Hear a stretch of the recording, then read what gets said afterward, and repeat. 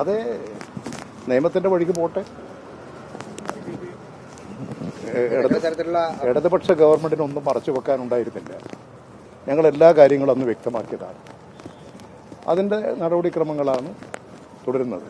പക്ഷെ ഇത്തരം പ്രശ്നങ്ങളെ ഒരിക്കലും രാഷ്ട്രീയമായി കണ്ടുകൊണ്ട് നിലപാട് സ്വീകരിക്കുന്നത് ആർക്കും ഭൂഷണമല്ല. വസ്തുതാപരമായി വസ്തുനിഷ്ഠമായി കാര്യങ്ങൾ വിലയിരുത്തി സത്യസന്ധമായി ഏത് നടപടികൾ സ്വീകരിക്കുന്നതിന് ഞങ്ങൾ ഒരിക്കലും എതിർത്തിട്ടില്ല. എല്ലാ കാര്യങ്ങളും പുറത്തു വരട്ടെ. ഇതൊരു രാഷ്ട്രീയ പ്രേരിതമായ നീക്കമാണെന്ന് കരുതുന്നു. ഞാൻ പറയുന്നില്ല.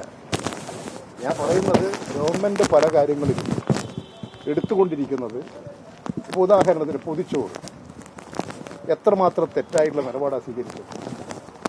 പിന്നെ അവിടെ നിന്ന് ഉരുണ്ട് കളിക്കുക, പൊതിച്ചോറ് വിടില്ല, കൊടുക്കാൻ സമ്മതിക്കില്ല എന്നൊക്കെയല്ലേ പ്രഖ്യാപിച്ചത്.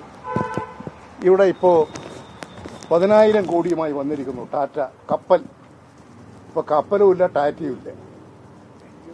ഇതാണ് ഈ ഗവൺമെന്റിന്റെ നിലപാട്. കാര്യങ്ങൾ ശരിയായ നിലയിൽ പഠിച്ച് വിലയിരുത്തിയിട്ടല്ല അഭിപ്രായങ്ങൾ. രാഷ്ട്രീയമായ നിരീക്ഷണം നടത്തി രാഷ്ട്രീയമായിട്ടുള്ള നിലപാടുകൾ. ഇപ്പോൾ ഉദ്യോഗസ്ഥന്മാരുടെ സ്ഥലമാറ്റം തദ്ദേശ സ്വയംഭരണ സ്ഥാപനത്തിൽ ഇന്ന് പത്രങ്ങൾ വന്നിട്ടതാണ്.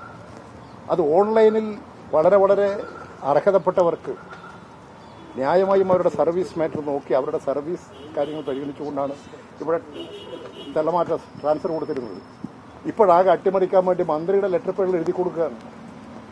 എന്താ നടക്കുന്നത് ഇവിടെ? എത്ര തെറ്റായുള്ള നിലപാടാണ് നടക്കുന്നത്. അപ്പം ഇത്തരത്തിലുള്ള നിലപാടുകൾ ഗവൺമെന്റ് ഉപേക്ഷിക്കണം.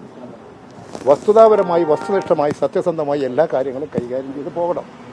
അതാണ് ഞങ്ങളുടെ അഭിപ്രായം.